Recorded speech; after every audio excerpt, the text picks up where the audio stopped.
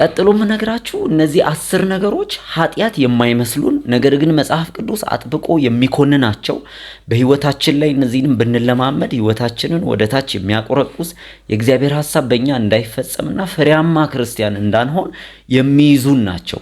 እውነቴን ነው ምነግራችሁ። እነዚህን 10 ቀጥሎ ምነግራችሁ ነገሮች ከህይወታችሁ ላይ ካስወገዳችሁ ህይወታችሁ ፍጹም ሰላም፣ ደስተኛና በፍሬ የተሞላ እንደሚሆን አልጠራጠርም። ስለዚህ እነዚህን 10 ነገሮች ኃጢያት የማይመስሉ ግን ኃጢያት የሆኑ እንዲሁም ደግሞ ለኃጢያት የሚያዳርጉ ልማዶችን ልንገራችሁ። የመጀመሪያው ጭንቀት ነው። ጭንቀት ብዙ ጊዜ ኃጢያት አይመስለንም፣ ወይም አንዳች ሁኔታ ወደኛ ስለመጣ ያ ሁኔታ ያስጨነቀን ይመስለናል። ነገር ግን የጌታ ኢየሱስ ክርስቶስ ሐሳብ በጭንቀት ዙሪያ ምንድን ነው? ኢየሱስ በመጽሐፍ ቅዱስ ላይ በተደጋጋሚ ስፍራ እንዳንጨነቅ አስጠንቅቆ ነግሮናል። ነገር ግን ጭንቀት ስንል ዓለማዊ ጭንቀት ወይም ምን እበላለሁ፣ ምን እጠጣለሁ፣ የት እኖራለሁ፣ እንዴት እሆናለሁ የሚሉ ጭንቀቶችን ማለት ነው። በማቴዎስ ምዕራፍ 6 ቁጥር 31 ላይ እንግዲህ ምን እንበላለን፣ ምን እንለብሳለን፣ ምንስ እንጠጣለን ብላችሁ አትጨነቁ፣ ይህንንስ ሁሉ አሕዛብ ይፈልጋሉ፣ ይህ ሁሉ እንዲያስፈልጋችሁ የሰማይ አባታችሁ ያውቃል። ነገር ግን አስቀድማችሁ የእግዚአብሔርን መንግሥት ጽድቁንም ፈልጉ፣ ይህም ሁሉ ይጨመራል። ነገ ለራሱ ይጨነቃልና ለነገ አትጨነቁ። ብዙ ሰው ይህንን ጥቅስ ያውቀዋል፣ ተምሮታልም ሰምቶታልም። ነገር ግን ብዙ ሰው ደግሞ ይጨነቃል። ስለዚህ እንደዚህ አይነት ጥልቅ የሆነና ስር የሰደደ ጭንቀት በእግዚአብሔር ላይ እንዳትታመኑና የእግዚአብሔርን አቅራቦት እንዳትደገፉት ያደርጋል። የሚጨነቅ ሰው ለራሱ የሚያውቅ ሰው ነው። የሚጨነቅ ሰው የበለጠ በምንጨነቅበት ጊዜ በእግዚአብሔር ላይ ያለንን እምነታችንን እየጣልን እንሄዳለን። ለዚያ ነው በተደጋጋሚ መጽሐፍ ቅዱስ በአንዳች አትታወኩ፣ አትጨነቁ ያለ ጌታ ኢየሱስ የሚናገረው። እስቲ ቀኝ እጃችሁን አንሱ። ከዛሬ ጀምሮ አልጨነቅም፣ የሚያስጨንቀኝን ሁሉ በእርሱ ላይ እጥላለሁ። መጽሐፍ ቅዱሳችን ፊልጵስዩስ ምዕራፍ 4 ቁጥር 6 ላይ ጌታ ቅርብ ነው፣ በነገር ሁሉ በጸሎት በምልጃ ከምስጋና ጋር በእግዚአብሔር ዘንድ ልመናችሁን አስታውቁ እንጂ በአንዳች አትጨነቁ ይላል። ስለዚህ ከዚህ በኋላ አንጨነቅም። ሁለተኛው ደግሞ ኃጢያት የማይመስል ልምምድ ግን አደገኛ የሆነ ኃጢያቶችን ስር ሊሆን የሚችለው ትዕቢት ይባላል። ትዕቢት አደገኝነቱ ብዙ ጊዜ ሰዎች ትዕቢት ሲይዛቸው ወይም ትዕቢተኛ የሆኑ ሲመጡ ለነሱ አይታወቃቸው። ይልቁንስ ትዕቢት ግን ራስን ከፍ ከፍ ማድረግ፣ ከሆነው በላይ ራሳችንን መመልከት፣ እንዲሁም መጽሐፍ ቅዱስ እንደሚለው በትዕቢት መነፋት ወይም ያለ ልክ ለራስ ክብር መጨነቅ እንደማለት ነው። ትዕቢት እንዳትረሱ ሰይጣንን ከነበረበት ታላቅ ስፍራ የፈጠፈጠው አደገኛ ኃጢያት ነው። ስለዚህ ምናልባት በአንዳች ነገር ልባችሁ ከፍ ከፍ እንዳለ ሲሰማችሁ በትዕቢት እየተነፋሁ ነው፣ ራሴን ትንሽ እስቲ ላስተንፍሰው ብላችሁ ጊዜ ውሰዱ። እንዳልኳችሁ ትዕቢት ብዙም አይታወቅም። ነገር ግን በእነዚህ ሁለት ምልክቶች ትዕቢተኛ ነኝ ወይስ አይደለሁም የሚለው እንድትለዩ ፈልጋለሁ። የመጀመሪያ ሰው ትንቃላችሁ ወይም ከሌላው በላይ እንደሆናችሁ ራሳችሁን ታስባላችሁ። እንዲህ አይነት አስተሳሰባችሁ እየጠለቀ ከመጣ ግትርና ማንም የለብኝም የሚል አስተሳሰብ ውስጥ ከገባችሁ ያቺ የትዕቢት ምልክት ናት። ምሳሌ ምዕራፍ 16 ቁጥር 18 ላይ ትዕቢት ጥፋትን፣ ኩሩ መንፈስም ውድቀትን ይቀድማል ይላል።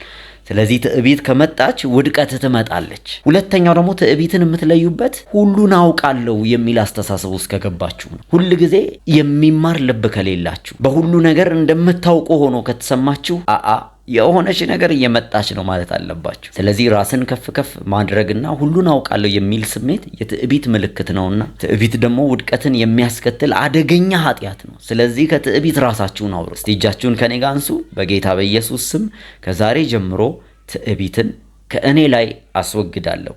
አሜን። ሶስተኛ ኃጢያት የማይመስለው ክፉ ልምምድ ደግሞ ሐሜት ይባላል። እግዚአብሔር ሐሜተኛና ሁለት ምላስ የሆነን ሰው በጣም ይጸየፋል። እግዚአብሔር በሚጸየፈው ነገር መዘግየት ትፈልጋላችሁ? ብዙ ሰዎች ግን ሐሜት ኃጢያት እንደሆነ ላያስተውሉ ይችላሉ። እንዲሁም ደግሞ ሐሜት በራሱ የመጣፈጥ ባህሪ አለ። ማለትም ስለ አንድ ሰው ሲነገራችሁ እሺ ኧረ እባክህ ከዛስ ቀጥልልኝ ብለን የበለጠ የመስማት ጉጉታችን ይጨምራል። ስለዚህ ብዙ ሰዎች በቀላሉ ሐሜተኛ ለመሆን ይጋበዛሉ። እንዲሁም መጽሐፍ ቅዱስ ጆሮ ጠቢ ይለዋል። አስቡት፣ ጆሮን የሚጠባ ሰው እንደማለት ነው ሐሜተኛ። መጽሐፍ ቅዱስ ግን ስለ ሐሜተኛ ምን ይላል? ምሳሌ ምዕራፍ 16 ቁጥር 28 ጠማማ ሰው ጥልን ይዘራል፣ ጆሮ ጠቢ ሰው የተማመኑትን ወዳጆች ይለያያል። በሐሜት ምክንያት ሰዎች እርስ በርስ ጥላቻን ይፈጣጠራሉ። የምትወዱትን የምታከብሩትን ሰው በሐሜት ምክንያት ለዛ ሰው ያላችሁ ፍላጎት፣ አመለካከት ይበላሻል። ያ ደግሞ እግዚአብሔር ከሚጸየፋቸው ትልቁ ኃጢያት መካከል አንዱ ሆነ ማለት ነው። በወንድማማቾች መካከል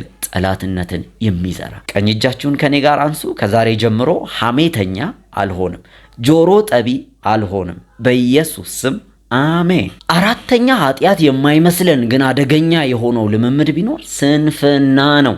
እግዚአብሔር ስንፍናን እጅግ በጣም ነው የሚቃወመው።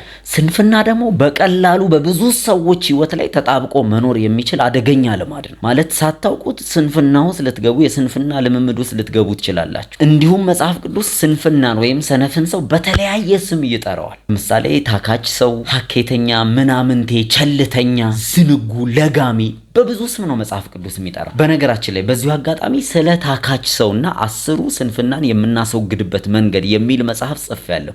ይሄን መጽሐፍ የምትፈልጉ ከዲስክሪፕሽኑ ታች ላይ በምታገኙት ስልክ ቁጥር ደውላችሁ ማዘዝ ብቻ ነው። ባላችሁበት ስፍራ ሰዎች እንዲያመጡላችሁ እናደርጋለን። እጅግ በጣም ይጠቅማችኋል። ከስንፍና ቀንበር እንድትላቀቁ ይረዳችኋል። መጽሐፍ ቅዱስ ግን ስለ ሰነፍ ሰው ምን ይላል? መዝሙረ ዳዊት መዝሙር 69 ቁጥር 5 ላይ አቤቱ አንተ ስንፍናዬን ታውቃለህ፣ ኃጢአቴም ከአንተ አልተሰወረም። ስለዚህ ስንፍና ትልቁ ኃጢአት እንድንሰራ ሊያደርገን ሊጎትተን የሚችል አስቀያሚ የሆነ ነገር ነው። ቀኝ እጃችሁን አንሱ። በጌታ በኢየሱስ ስም ከዛሬ ጀምሮ የስንፍና መንፈስ ከኔ ሕይወት ላይ ይነሳ። አሜን። አምስተኛው እጅግ በጣም አደገኛ ነው። ምን ይመስላችኋል? ይቅር አለማለት።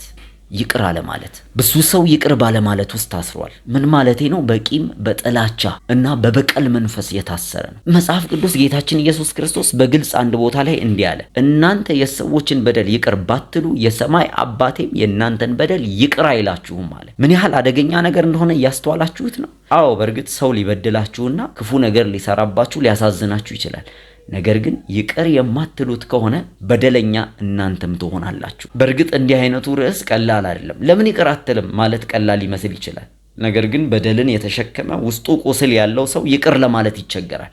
ለዛም ነው የእግዚአብሔር ጸጋ አስፈላጊ ሆነው። ይቅር ለማለት በተቸገራችሁበት ሁኔታ ላይ በርከክ ብላችሁ በጸጋው ዙፋን ስር በእምነት እግዚአብሔር ጸጋን እንዲያበዛላችሁ ጠይቁ። ቀኝ እጃችሁን እግዚአብሔር ሆይ ማንኛውም ይቅር አለማለት ከኔ ሕይወት ላይ ይነሳ በኢየሱስ ስም አሜን። ታዲያ ይህንን እንደ ጸሎት ብቻ እንዳታልፉት። የበለጠ ጠንካራ ጊዜ ወስዳችሁ እግዚአብሔር እንዲረዳችሁ ጸልዩ። ይቅር ካለማለት ቀንበርና እስራት ነፃ አውጡ። በዚሁ ዙሪያ ይቅር ስለማለት በእንማማር ላይ ተማምረናል። በጣም ይጠቅማችኋል። ስለዚህ እዚች ቪዲዮ ላይ ክሊክ አድርጋችሁ አዳምጡት። ስድስተኛው ኃጢአት የማይመስል ግን ኃጢአት የሆነ ነገር ራስ ወዳድነት ነው።